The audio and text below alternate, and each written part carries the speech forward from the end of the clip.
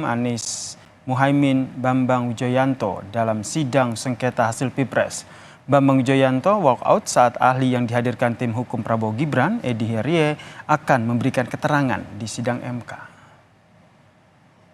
Bambang beralasan, saudara, aksi walkout yang dilakukannya sebagai konsistensi keberatan yang disampaikan tim hukum Amin di awal persidangan, saudara. Hal ini terkait dengan status hukum Edi Herye dalam kasus dugaan korupsi.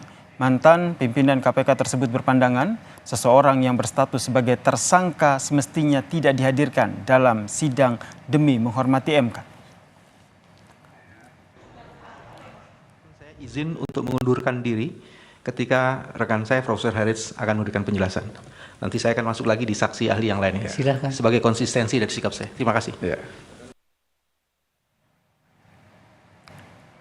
Mendengar pernyataan dari Bambang Wijoyanto, ketua dari kuasa hukum Prabowo Gibran, kemudian sindir balik dengan bilang status hukum Bambang Wijoyanto sampai saat ini adalah tersangka karena perkara yang pernah menjeratnya hanya dikesampingkan oleh Kejaksaan Agung.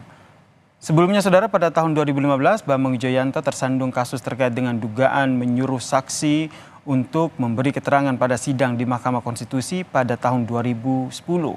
BW ditetapkan sebagai tersangka tak lama setelah KPK menetapkan Komjen Budi Gunawan sebagai tersangka, saudara. Namun, ketika kasusnya ini dilimpahkan ke Kejaksaan Agung, kasus tersebut diputuskan untuk dikesampingkan. Kita tahu bahwa Pak Edi itu sudah pernah dinyatakan tersangka dan kemudian beliau mengajukan perlawanan ke pengadilan dan pra-peradilan, dan pra-peradilannya menang, dikabulkan, dia nggak tersangka lagi. Nah, sekarang ini katanya mau menetapkan tersangka lagi, kan belum. Nah, andai kata pun tersangka, ya tidak masalah juga. Siapa yang mengatakan orang tersangka tidak boleh menjadi ahli? Bahkan kami patut mempertanyakan status Pak Bambang Wijoyanto itu sendiri. Ya, beliau itu kan tersangka, ya kan? P21 dilimpahkan ke kejaksaan, dideponir perkaranya.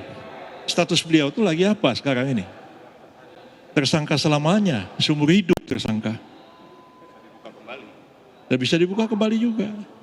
Kalau orang di SP3 itu close.